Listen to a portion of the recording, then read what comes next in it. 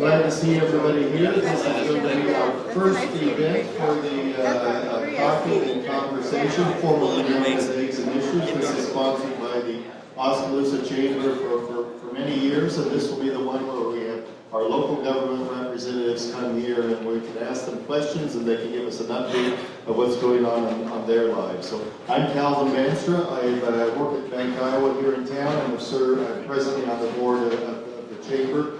And we are glad that you folks could all come out for this. We want to give a few thank yous here. First of all, for Midwest One, who has given the coffee for many, many years. Also for this beautiful venue where we can have that for Smoky Row. We want to thank them for having this here. We have our moderators here for Andy and Allison, who are handling the sound system so we can hear these for them.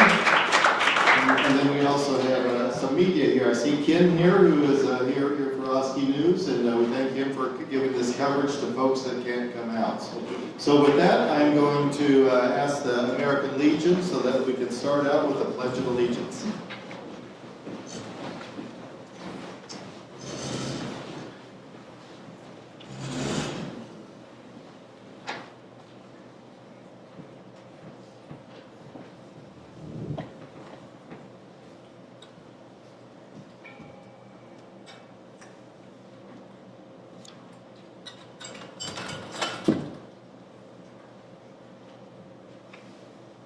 Pledge allegiance to the flag of the United States of America, and to the republic for which it stands, one nation, under God, indivisible, with liberty and justice for all.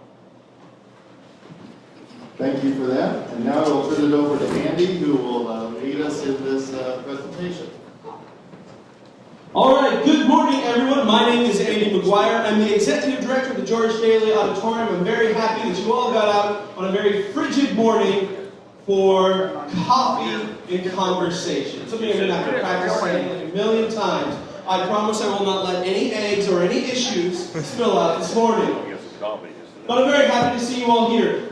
So this is a long-running tradition in our community, whatever the name is. What's going to happen is you have this opportunity to connect with, today it's your local city and county representatives. You're going to be able to ask them questions. They're going to talk about what's going on in our community, and you get to be on the mic if you'd like. So when it gets to the questions part, I will come around and I will move the microphone over to you so you can ask a question. What came first, chicken or the egg?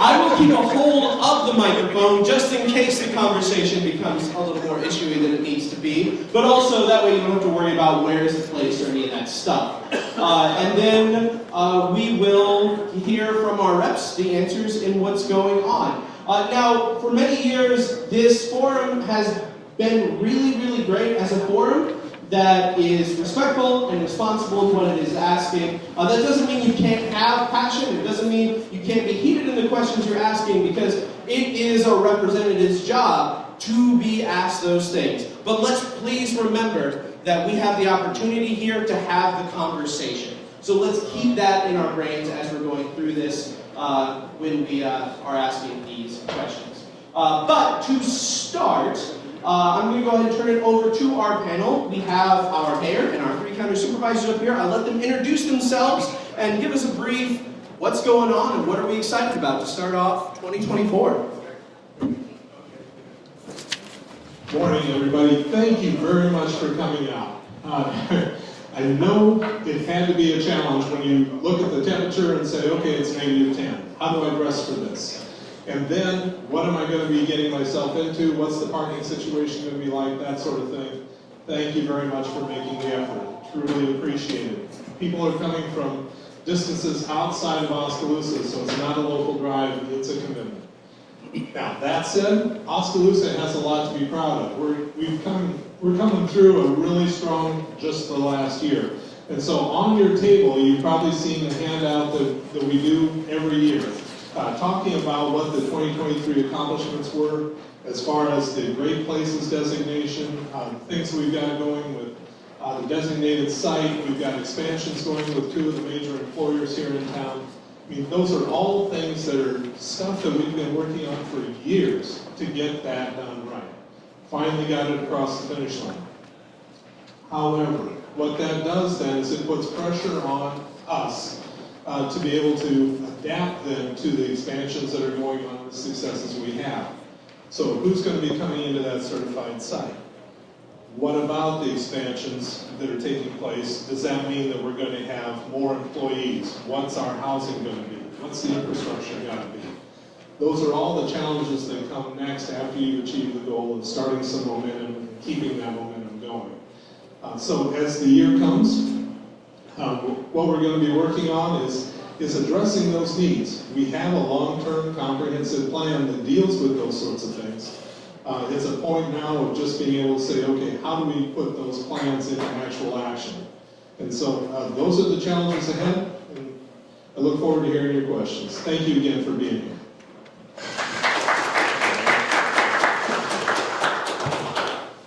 Good morning. Thank you all for coming out on a nice, beautiful morning. I have spoken with Deanne at the chamber to try and propose we move this to March. It seems to me like the city council eggs and issues, what usually starts off the cold weather, so I prefer to wait until the middle of March, so it's a lot shorter period, but we'll see how it goes. So yeah, thanks for coming out. The county's, like Dave said, we've been kind of working together on a lot of this infrastructure issues, expansion to cloud and so forth. Likewise, we are continuing to work on the Southeast Connector. We did get the certified site, we got the RISE grant. It was the largest RISE grant that the Iowa DOT ever issued. And so we are doing public hearings, meetings, information. We're doing the environmental studies. I know there was a large meeting roughly 2 weeks ago on a Monday evening, and this all started concerning the environmental studies and proposed routes or opportunities in this area. And so that progress is continuing. It's going to be it's been a long process. It took a lot of cooperation between everybody, but we are gaining, and hopefully in a year or two we have cars and brick and mortar going up in that area. So we appreciate everyone's support, appreciate everyone's involvement, input. It's a long process, and we thank everyone for working through it with us. So we are currently doing budgets. I don't know if everyone's heard yet, the state legislature last year took action to limit the growth of county and city governments. And so that is going to be an issue moving forward of how the funding gets appropriated and to try and keep all the services going. So it'll be an interesting next 6 weeks, and a process that we've asked all our elected officials and board members and everybody to be involved with to try and come up with some solutions to make everything work together. So with that, you know what? I'm even going to put a kudos out to our secondary road department also. They have put in a tremendous amount of hours the last 2 weeks. The guys are getting tired. It's been well deserved. And so kudos to them guys. They've worked their tails off. So thank you again for working with us on that, patience being with us, but I am going to give them the kudos they deserve it. So thank you. I'm Steve Wanders, Mahaska County Supervisor, and Mark covered a lot of it, but I would like to say kudos to secondary roads, because I know that with secondary roads, Oskaloosa Fire, and the ambulance service, they've had some emergency calls, and so far they've been successful on every one of them. So when you have the snow drifts like we did, and they're working their butt off trying to work together to get people out when they need them. So I'd just like to say thank you to all of our first responders. My name is Chuck Webb, County Supervisor, and these guys already covered the kudos for the supervisor or the county city snow removal. So I'm going to say kudos to the people that engaged out the ELC on the modes project and the route that we're going to take when we do put that in place. So kudos to those people.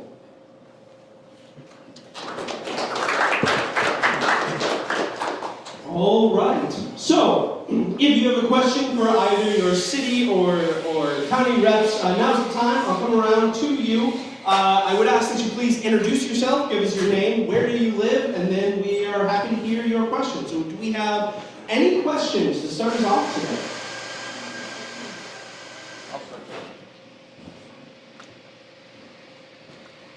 And also Oskaloosa News, this is for the city of Oskaloosa. So I'm understanding that there's a proposal and, a plan in place to install speed cameras in Oskaloosa. Can you please tell me what that purpose is, and will that help fit your budget issues? Well, thanks for asking the question, Ken. That's one of the misinformation pieces that are out there. City of Oskaloosa was approached by an outfit that does sell speed cams. And they said, do you know or have a good idea of what the traffic patterns are in town and how they're behaving? And the quick answer was no. We know what our police department is writing tickets for. We have eyes out there. But as far as what's happening that the police aren't seeing, nope, we don't. So they said, if it's okay with you, we'll go ahead and do a few traffic studies. Any place that we're interested? And I said, well, actually, it wasn't my decision, but the schools were picked to take a look at what is the traffic like around the schools. In terms of the elementary school, William Penn Christian School. And so they did the study, and they found that there was a lot of excessive speed around where our children are at. And so they said, okay, we want to present that data to you. So, okay, fine. And so we went to a meeting where there was data presented. That's as far as it's gone. One of the city council members was in those meetings, and I think he may have made an assumption that there was going to be some sort of presentation or a recommendation made to the city council. We haven't gotten to that point yet. At this point, it's all about the data. Now, you might ask, well, why even go down that road? Why even think about it? So I can't count the number of people that have come up to me and said, you know, I was headed north out of town on North Market. I crested the hill and there was somebody in the crosswalk from William Penn. And so that was a near miss, and something's got to be done about that. Well, one of the things that we can do is at least get the data and find out, is it a big problem or is it not? Is it something that needs to be addressed or not? And so that was what the data was showing, was that there is occasionally excessive speed that's being used where students are going to be. And so the one that got most of my attention was around the Christian school, but those were the two areas that were of the greatest amount of interest to me. But we don't have anything more than a data collection at this point. There's no recommendation being made. There's really nothing more than just a study of data. So I guess at this point there's no plan. And I hope that settles that. Next question. Good morning. I think we're the smallest community that's blessed to have 2 YMCA facilities. I was wondering if you could give an update on how long you expect that to continue. Could we get your name? Kurt Keogh, Oskaloosa. Thank you very much. Yeah, the YMCA is for the most part done except for the pool. We still have some loose ends that are going on with that. And for those of you who have been keeping up with it, there's been a number of legal challenges that have gone back and forth.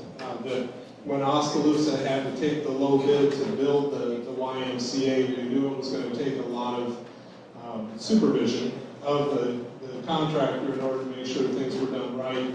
And then in some cases, things went okay. Other cases, we had some challenges. So where we're at right now is that the pool, as far as the city of Oskaloosa is concerned, we consider that to be a failure. And so the contractor was fired and we have severed our relationship with them. And so when that sort of thing happens, then what you do is go back onto the bonding company that stood behind the contractor. The bonding company is called in when, at to step in as if they were the contractor and then do whatever the contractor was supposed to do, find some other way. And so we had agreement from the bonding company to say, yes, we see where there are problems, let's see what we can do to get this building open, let's get things done. And to some degree, we're generally there. So if you've been in the YMCA, I think you're impressed with the facilities, the equipment, the approach that the staff is taking, that sort of thing. But we don't have a pool.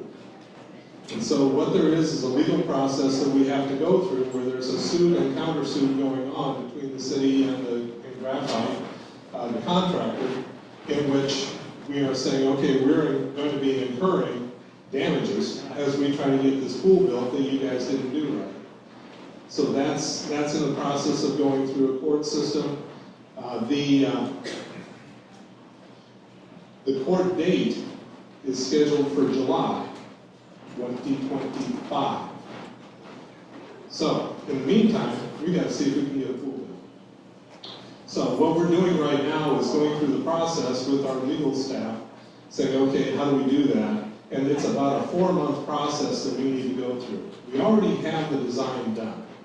And so all we have to do is then go through the process of saying, okay, do we do the RF a request for qualifications and let people know that we're intending to bid this job out, then finally get the bids, then accept the bids, and then start the work. And so that's about a 4-month process to get going. In the meantime, we still have the YMCA. So, boy, a guy can sure take a long time to get to the answer on that question. And so as long as we have pool programs going on, we need to keep the pool open at the second YMCA. And the Y is also, from what I understand, having some contractual arrangements where they are renting out parts of the facility from to other entities, and so they're doing what they can to keep it viable and that sort of thing. There's a number of conversations going on as to what to do with the old YMCA. Some folks have talked about using it as another daycare center, that Oskaloosa could use more daycare. And so the idea of being able to expand those options sounds pretty good. Now, obviously, you can't have a pool in a daycare center safely, and so you would have to shut down and fill in the pool, in my opinion. But then that creates the opportunity for that whole building to be used. You've still got a gymnasium, you've got racquetball courts, you've got a lot of square space that you can work with. So I think that's a reasonable idea, but there are others as well that are saying, no, we have other ideas, and so those are all, at this point, just ideas, half-baked.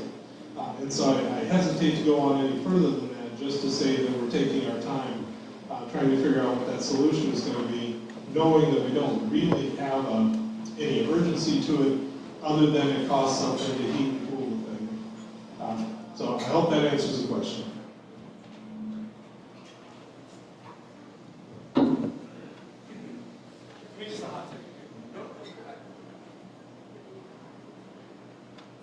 Hey, Dave, could you stand right where you were and tell us about what are you most excited about going into 2024? It can be anything. Maybe your show you're looking forward to go to this week. So last night, how did I get picked to do the feedback? You're just so good at talking. Okay, I'll sit here and talk. So last night, Gene and I were staring out the window thinking, gosh, it's cold. I wonder if we shouldn't do something different. And so we spent some time on the phone talking to somebody who said, you know what, we can help you out with a cruise. And so we went ahead and booked one of those things, and I'm really very excited to be going on it. And they tell you when you have a hot microphone in front of you, don't tell people when you're not going to be home. So I'm not going to say that. So, but otherwise, things that are exciting, I guess, if you're an accountant, one thing you get excited by is budgets and projections. And so we're doing lots of, I guess I gotta stop. Thank you. Let me just walk over here. You have a question? Yes. Name and location. Vince Bronzal, Mr. Oskaloosa. We got a couple milestones coming this summer, this year. Oskaloosa celebrates its 180th year of existence since 1844, and a city band, the big one is our city band guy right there, it's 160th year. So, do we have anything big planned for the city for the summer with that? Kudos to the band over there. No shortage of enthusiasm from those guys. And quick answer is no, the city has not taken on anything that way. I think that's the sort of challenge that could go to the chamber though. That as far as the city celebrations, things that happen in the downtown, those are an area that would be more along their line. Next question. I'm gonna hear.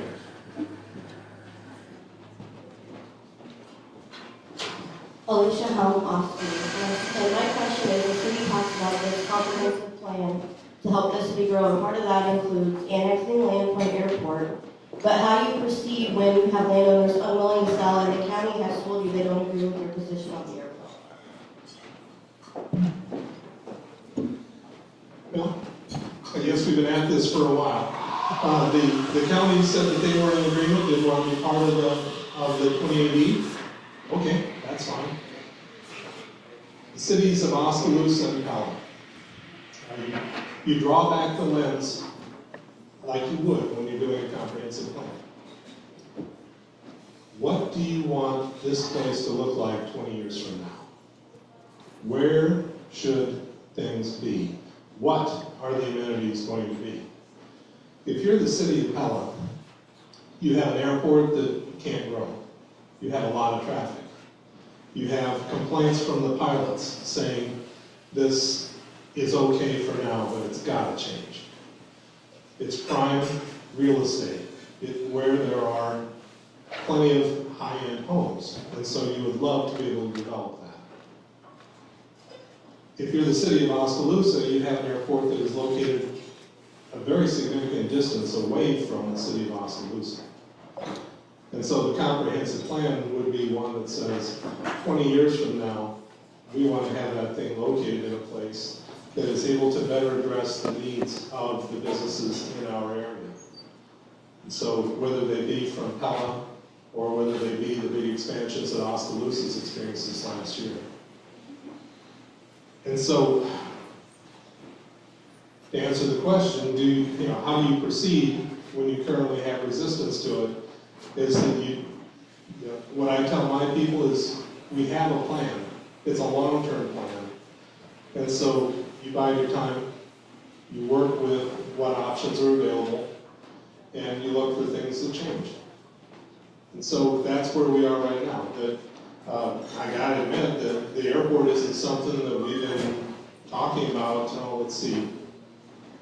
There was a story published some time ago in the Oskaloosa Herald where we were asked directly, so what are you doing? And at that point, we all responded, it's on the back burner, still is. So it is something that some folks are pretty excited about. It's not something that I'm spending a lot of time on. And so it is something that we're just kind of biding our time with. And it is our goal, our hope, that within some length of time, we can get to the point where the comprehensive plan is what we achieve. County Supervisor, you want to talk about the airport at all? Well, I can only speak for myself. I think, let's be honest, the 2080 really removed people from their own government. I think the Supreme Court found that out and decided in reality, the truth is, there's no contract. It's only valid as long as elected officials are in office. The people still have the vote. They have their say. They get control. As the Supreme Court Justice said, they have control of their Titanic. They get decided the direction, and without it, you're on a crash course. So, the public is one that gets to speak on this issue.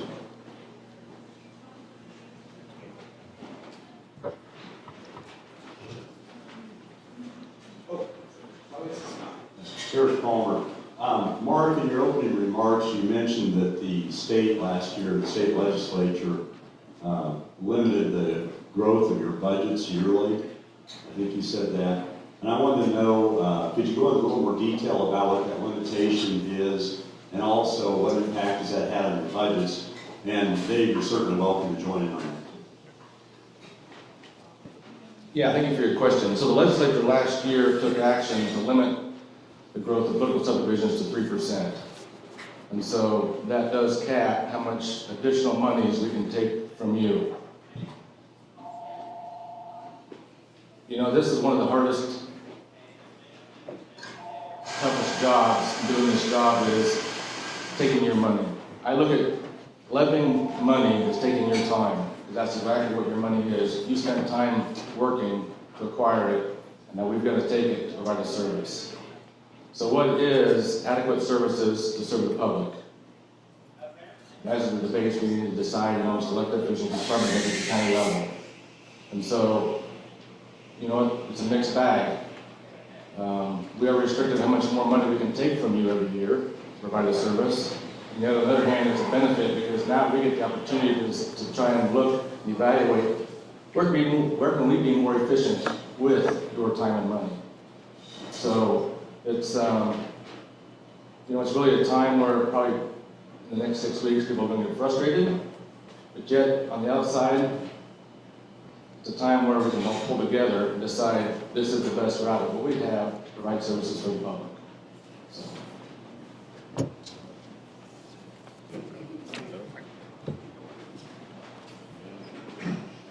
Yeah, thanks for the question, Eric. It is one of the, and Mark did a nice job describing that.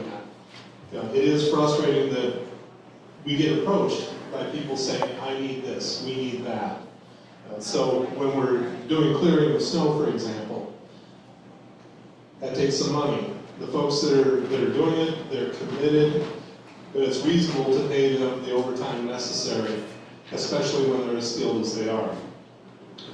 So there are a number of things that are affecting the city of Oskaloosa that will be going into our budget conversation in the next week or two for the city. There's a memo that came out from the city manager already where she talks about some of the tax legislation that's affected us over the years. 2013, the property tax reform that was done then, that since 2015, Oskaloosa has lost $841,000 of what we would have had during that time. Oskaloosa lost, or property taxpayers didn't spend. And that's the trade-off that we have as voters, is that we have to decide what are we willing to pay for, what do we gotta have. And so what the legislature has done is put a significant amount of pressure on cities as well as counties to be able to say, okay, we are going to limit, so you need to be making some decisions on what your priorities are. And so the transition from commercial property over to residential. So let's say that you have a nursing home. Is that a commercial business or is it a residence? If you have a bunch of apartment buildings, is that a commercial business or is it a residence? So for years, it was a commercial endeavor. And so you were taxed as a commercial business. It's a higher tax rate. And so that was changed. Those are all residential now. And so that also had the effect. So anything that would have been ranked or assessed at, for taxable purposes, at $250,000 this year, most likely would be assessed on a taxable value of $159,000. So those are the kinds of changes we're seeing. But what Mark was talking about, and where Oskaloosa is getting stung right now, is that we had, over the last year, a 4% increase in the taxable valuation in Oskaloosa. Everybody wants to grow. And so, you're incented to do it, and if you're going to have that kind of growth, chances are you need to swell your budget to be able to keep up with it. 4% growth, the way the legislation reads, we're going to be limited to 2% growth. We're coming from an inflation environment where a year or so ago, it was 9% inflation. Hooray, it's calmed down to 3+% inflation. We're allowed the 2% growth. And so there's some decisions that are going to need to be made as to what the priorities are going to be. the legislation goes on further, so that ultimately, by 2029, we'll be down to the $8.10 per thousand taxable rate that's allowable for the general fund. And there won't be any kind of backfill. There's an emergency fund that could be used. That'll go away in 2029. And then also, a number of tax levies go away. They'll be made illegal. One of them, talking about what do the people want, do the people get to vote? One of them is the levy for the city band. So right now, 4.2 cents per $1,000 of valuation goes to the city band. That will be made illegal. So now it'll be up to the city council to decide what are the priorities and what amount of money are we going to dedicate, as opposed to the people who would sit back and approve that levy. To some degree, if you're in the city and you're trying to work through these budgets, likewise with the county supervisors, you sit there in your meetings and in the back of your mind you're saying, I wish the state folks would just stay in their lane. Please let us do the work that we were elected to do and give us the toolbox. But there's always two sides to that. So how excited do you get when you got to pay your property taxes? My goal is that when you do, you say, at least I'm getting my money's worth. Nick, you got a question? Yes. Brant Bowman, Oskaloosa. This question is for the mayor, and then I have a follow-up for the county.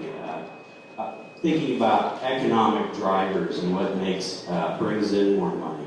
And as a representative of the arts and culture sector, I'm wondering if there is a metric where we can measure the economic impact of things like Art on the Square or the lighted Christmas parade, where we had thousands of people coming in from all over the state. Is there a way, Mayor, where we track that and can say, hey, look, this is a good investment to invest in art and culture, because our businesses are growing and we're making money from that? Yes, the answer is absolutely yes. There are measurements that are in place for that. So when we had the downtown activities happening for Christmas, the chamber was able to tell us within days, here's the number of people that we had on the square, here's the amount of economic impact we had. Those were all measurables. Now, on a side note, I can also tell you that the arts have a big impact that's not measurable, because it's stuff that's being told to us.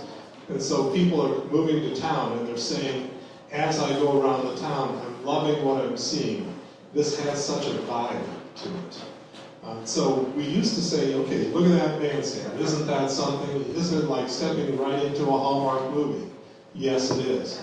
But it works for a little while. Then there needs to be more creativity. And so is it a colorful? Is it a community that embraces some of the out-of-the-box thinking that happens? Yes, we want to be that kind of community. To me, that's what says vibrancy. And so as far as, is that something that we want to encourage more of? Yes. And is it measurable? Yes, to a certain degree. And so I know from myself and then probably the rest of the city council, we understand that it's a very important part of the culture of Oskaloosa. Then county supervisors, we've really noticed as members of the Culture Roundtable that the Environmental Learning Center has made a huge step forward of being a partner for us. It's offering programs that are engaging and has really become a good partner for us. And just wondering if there are plans to continue that or to grow that service to the community out at the Environmental Learning Center.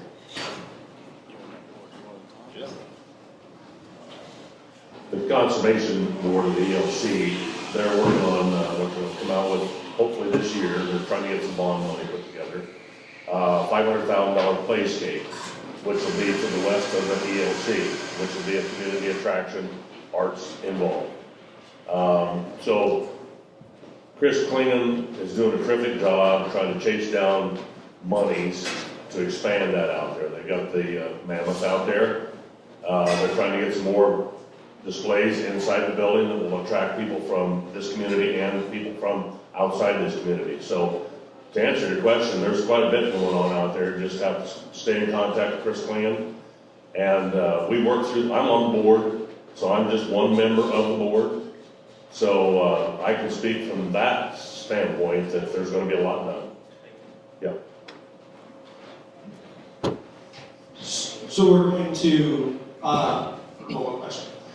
Stay on the recreation and arts and culture topic real fast, because if I recall in my brain a little bit, there has been a lot of efforts to develop the parks and rec culture within both the county and the city. And I think some of this even had to do with some plans that were put in together with Iowa State University.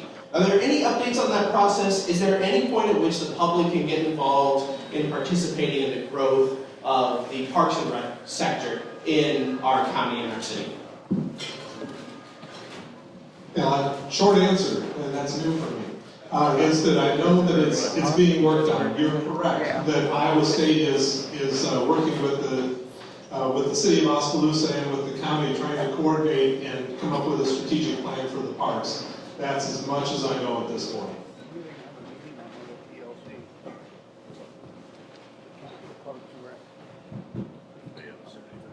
I know the county and the conservation is working on water trails, and they're using Iowa State University, I think, to try to figure out where some good places is for people to kayak, tube down our rivers and stuff like that. So that's something that's in the process. I just don't know what it looks like. I thought they were gonna have a meeting on it, but it got canceled the other day, a Park and Rec meeting.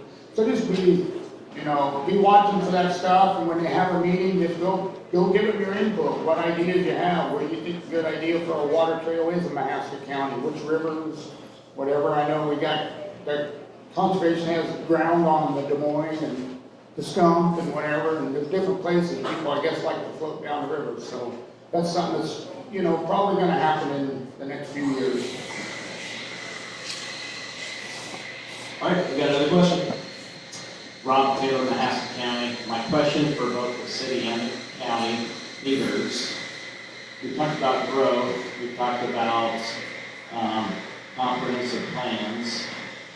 When we think about housing, think about those things that we need to grow the community. I know there's programs in the city and the county, regional Area 15, housing trust funds, but with the growth of two of our biggest businesses in town, what's the projected numbers, data, as Mayor Dave talks about, for additional housing we need, and what are some initiatives that you can help with to help us meet those needs? So the toolbox for these sorts of things is that you do what's called a housing study. Oskaloosa did one about 2 years ago, I guess now. And so presentations have been made. In fact, I think Sean Christ had done one about 2 weeks ago, where there were, one step back. When Oskaloosa got designated as a thriving community by the state of Iowa, that enabled us to be participants in a webinar of thriving communities talking to housing developers. So Sean was our point man on that. So there were, I believe, 10 communities and there were 40 developers. After that webinar was done, we were contacted by 3 of the developers saying we have an interest in coming to Oskaloosa. One of them does a lot of development in the Des Moines area and is working its way out, that they see a lot of opportunity here.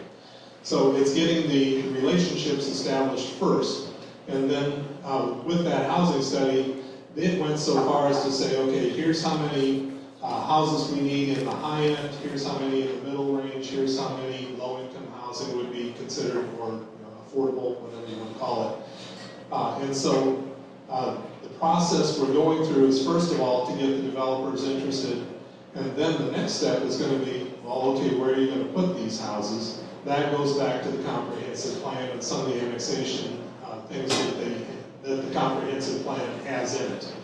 Is that this is where we intend to put the majority of the new housing that's in the higher end, that sort of thing. So we already have things like tax abatement and those programs in place to make it a little bit easier for somebody to buy in. But we're also thinking with the developers we're talking to that if they're not doing the onesie, twosie type construction projects, but instead they're doing 10 or 15, that there be some economies of scale we could take advantage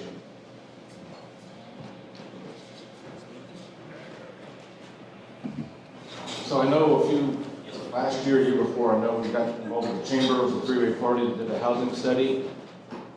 You know, as a county, we're a little bit different than the city looking for housing. We do, if you want to build a house out in the county, for instance, it is a 2-acre requirement.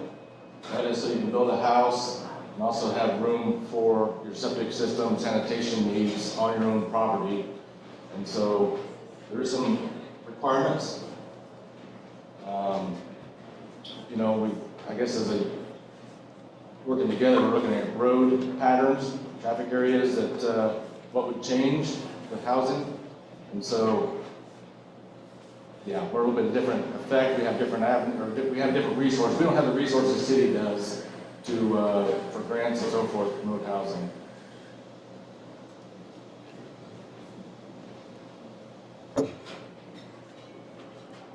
A question back here. Kelvin Banster for a question for the county. I was just curious about the successes of 1015 transportation in 23 and what the county's involvement is going to be looking forward in 24.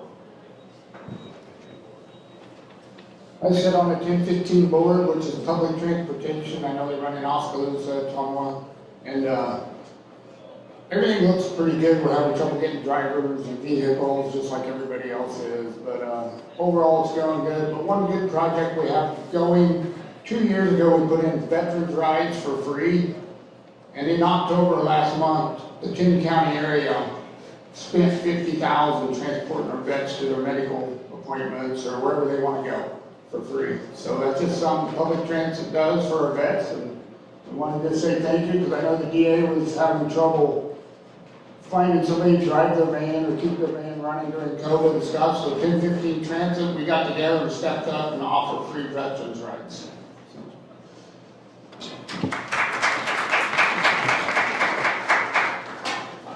Quick update, at a city councilman, we let me know that this Thursday at the ELC is the public feedback on that Parks and Rec plan. I think it's like 11 o'clock or throughout the day. Afternoon. I made up some of that information, I'm sorry. Next question.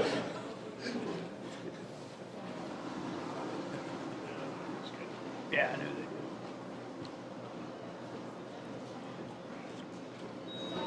Alicia, we talked about being on the Thrive community list in Iowa, but if you look at US Today, we're listed as number 49 on the 50 worst states to live in the USA. So how do you combat that when we're on the Thrive list, but also on the worst cities to live in list?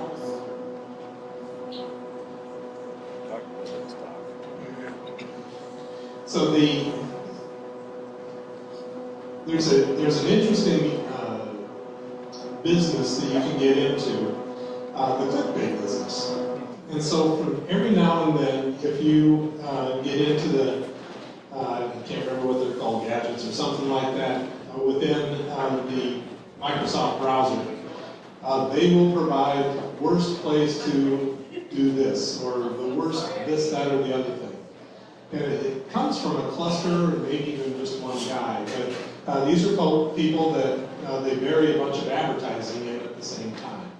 And so when Oskaloosa had that happen, we went ahead and researched it to see, okay, are the facts correct? And what we found was that they were required. And so Oskaloosa's thriving community status came well after some of the stuff that was being considered back in the day. And so we have to work at our own reputation. You think about how does a community die? And it starts with a lack of enthusiasm from the people that are in it. Folks who say, this place is not worth the investment anymore. And so that negativity can drag down other folks. And I come from a community, Elberon, Iowa, that along Highway 21, it had a population of 200 when I was growing up, and it's significantly less than that now. And it had that same kind of,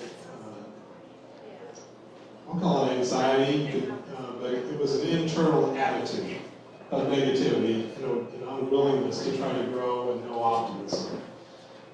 And so that's where Oskaloosa needs to be different. This is where the creative community comes in. This is where the forward thinking on commercial, the comprehensive plan comes in. And this is where you say, not only do we have hope for the way we're going to do it, we have a plan for how we're going to do it. And then you overcome those sorts of things. You know, when you have those sniper type of things happening where someone takes a shot at you that doesn't have any skin in the game. It's frustrating, you know, that if you're a city official in Mahaska County, in the city of Oskaloosa, or if you're a county supervisor, to have that kind of negativity. You're constantly fighting it. And you wish folks could see, you know, be in the room, making part of the contributions, and you see the optimism and you see how things are coming together. And yet you still have the critics, the folks who say, I wish it was the old way. I wish it was like it was in the 1950s. We're never going to go back to that. That's not where we are today, and it's not what allows the growth that we're hungry for. And so, and I'll go ahead and put in my plug, that if you want to be part of the team, I mentioned it in the comments on the handout, if you want to be part of the team that's making things happen good for the city of Oskaloosa, if you want to be in the room, to grab from the Hamilton show, when good things are happening and have your picture perhaps shown as part of that success story, let me know, because there is plenty of room for that kind of thinking and there's a lot of energy out there. So I'm not familiar with that study, position, thought process. Anybody can have their own opinions and thoughts, whatever they want to put their spin on it, put forth out of the resolve. You know, quite frankly, I'm just going to say this is the best place to live. Mahaska County is the best place to live.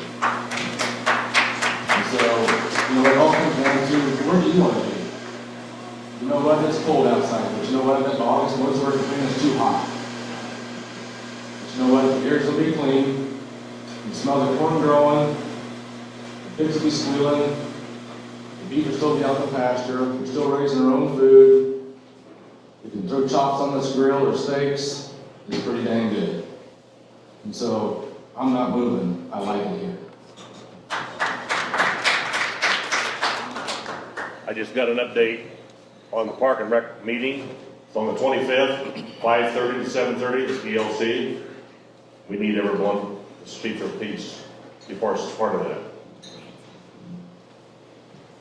I'd just like to come in as a supervisor. We don't have much to do with inside the city. That's Dave and the city council. We work well together, but we try to keep our infrastructure up for our ag community because we are an ag community. I know some people don't like tall buildings or anything else, but it does add to our community, to our money, to people spend money in town.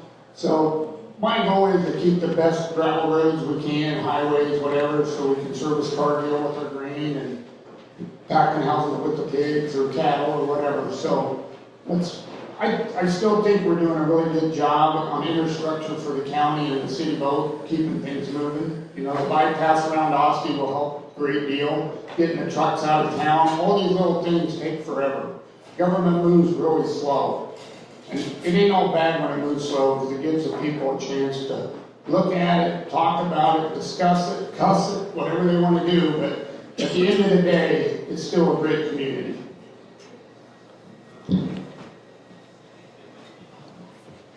Ken also, I'm going to move behind my camera. Okay. Don't worry, you're going to go in. I'll just stand right here. All right, Ken also, once again, sorry guys. So, topic that the city and the county seem to be working on is the service of 911 within our community, both county and city. Could both the county and the city update what that process is and how that will impact community members?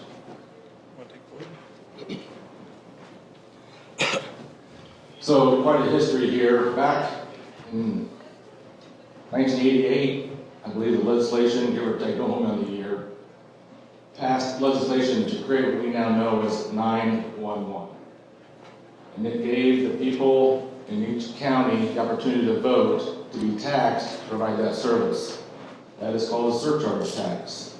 The state collects that tax and it's based on landline, phone lines, cell phones, anything digital that has a connection, the state charges you every month a fee. The state then collects that, they then divvy it out to the counties, to the 911 boards, based on their formulas of who receives what. Now, to run the 911, that surcharge money can only be used for certain things. What is not covered by the surcharge fees then has to be covered by property tax revenues. You cannot force any political subdivision to contribute to 911. It's 100% voluntary.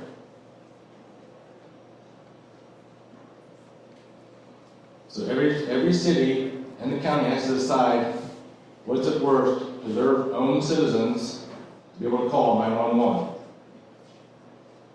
2015, that became a dispute, and things were being forced on people that were not appropriate.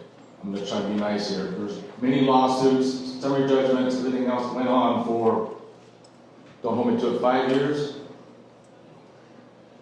That has all been resolved. I think last ruling was in January of 2023, a year ago. And the ruling pretty much come down, and Judge Coogan said, I do not expect this to be ignored. And so, going out of it, I think everyone realized we've got some serious issues with what's going on. How we're going to resolve some issues. That being said, also I missed out on the 911 board. The state legislature limited who has the authority to vote on that. By legislation, the county board of supervisors has the authority to decide, are you going to add additional authority to 911 boards, or is it going to be just a straight board dealing with surcharge money? From 1988 to 2015, the 911 board had the authority to overlook the surcharge money, to ask the political subdivisions in this county to contribute to it and provide the dispatch services and overlook the radio system and cover all the costs. In 2015, that changed. So currently, we're back to what do we want the 911 board to do? By legislation and authority, I think the majority of the votes on the 911 board are not even representatives of Mahaska County. Because the votes on the 911 board, you have to provide police protection, ambulance, and fire service. And so think of the small towns in our county that do not provide that. They contract it out. So if you contract it out, you do not have a vote, but the provider has the vote. So all the townships in this county who contract out are outside sources. Some contract with Oskaloosa, some contract with New Sharon, some contract with Barn City, some contract with Sully, some contract with the fire department in Tracy. Some cities, smaller cities, contract with Watcher or Delta. See what I'm saying? So now we're getting outside people coming in. Is that the best representation for public safety when we don't have people voting, majority vote of your safety in this county? I don't think so.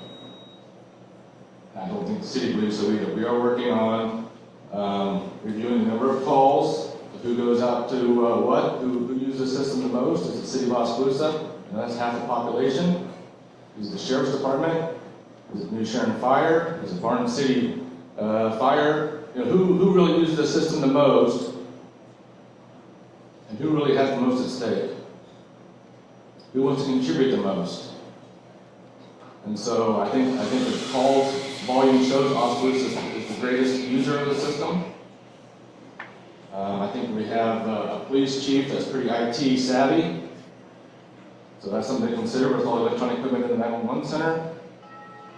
So yes, the county supervisors and the city are working together, come to an agreement to provide the service and hopefully stabilize things.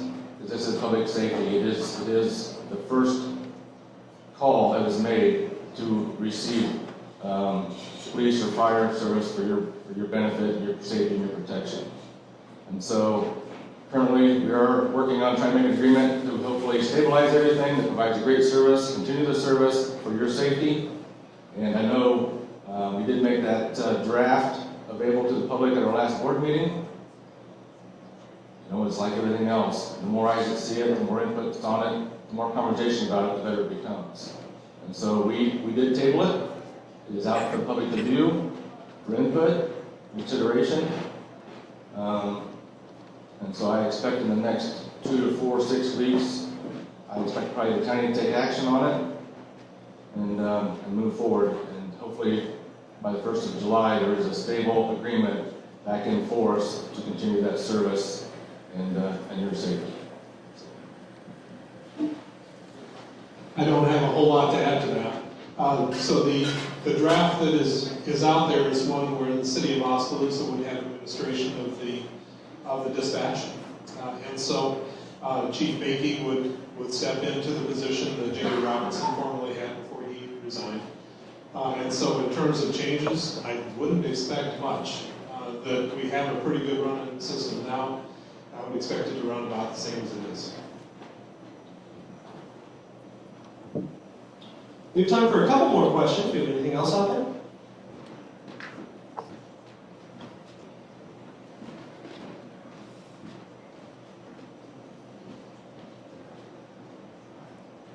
Hi, Kirk Yoga. I know that there's development on the post office to convert it into a restaurant. Is there a partner that's still involved to actually operate the restaurant once it's completed? To my knowledge, there's been no change from the agreements that were struck years ago. That it's the same developer that is doing the work there. It's been going way slower than what we expected. There was a while in there that they had some difficulty with financing, and I wanted to compliment Twin Cedars Bank for getting involved with them and keeping that process going. I'm not a big user of Facebook, and so I didn't see it, but I have had a number of people tell me that they had put a number of pictures of the development of the inside of the building as far as how it's coming. And then I'm thinking,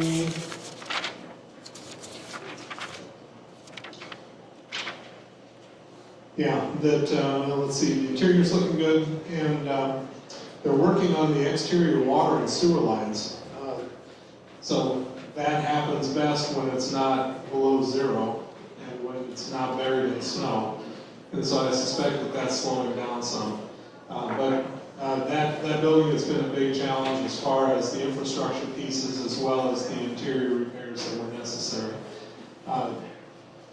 We have not had any recent tours or meetings with the developer to make sure that last time we had a meeting with them, they had said, well, they thought they might be able to open up at Christmas if everything went right, and then clearly it didn't. So at this point, I have heard nothing to say that things are changed. Let's put it that way, it's just very slow. We have one more question here.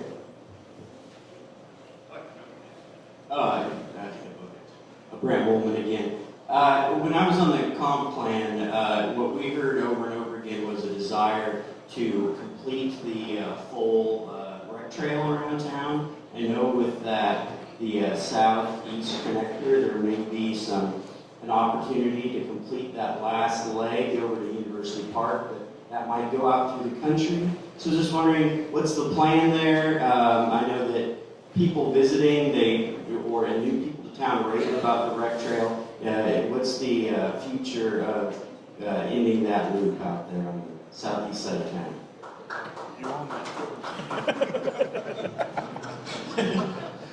The mayor passed off on me as the county's the lead agency, and they just reimbursed us for part of the cost, so thank you, Mayor. Right under the bus.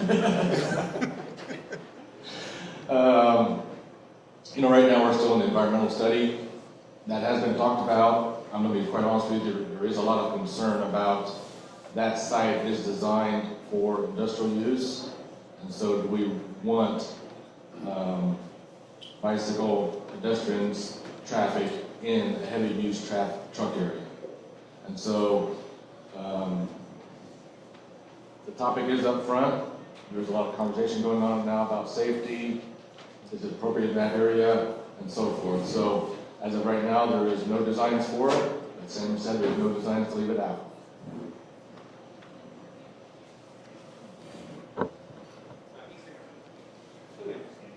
All All right, so I think that brings us to the end of our coffee and conversation. A few quick things. Do I just need to speak louder? I need to project. A few quick things before I hand this over to Mike Fisher here to wrap us up officially. I've been told that there is plenty of coffee, so we got conversation in. So top off your coffee on the way out. Midwest one would appreciate it. I also want to extend a thank you to all of you for being here. This forum continues to work well because we have dedicated people to get out when it's frigid and when it's nice. So keep your calendars marked because the next coffee and conversation is going to be next week with our state representatives. But I'm going to hand this off to Dr. Mike Fisher, and he's going to take us out.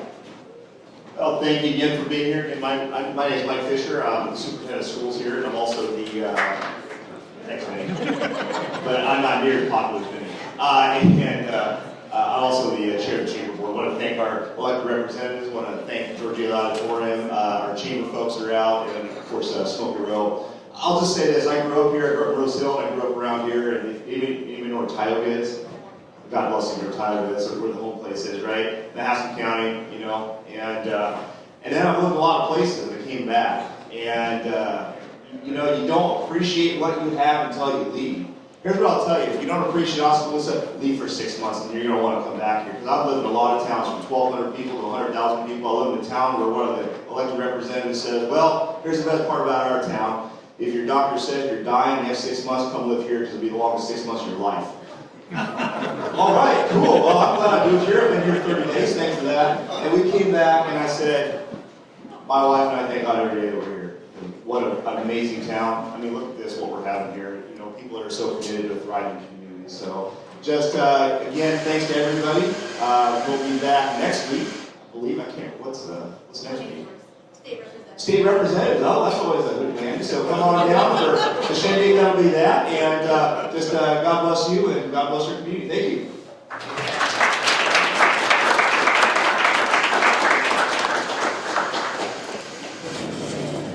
Good for another year.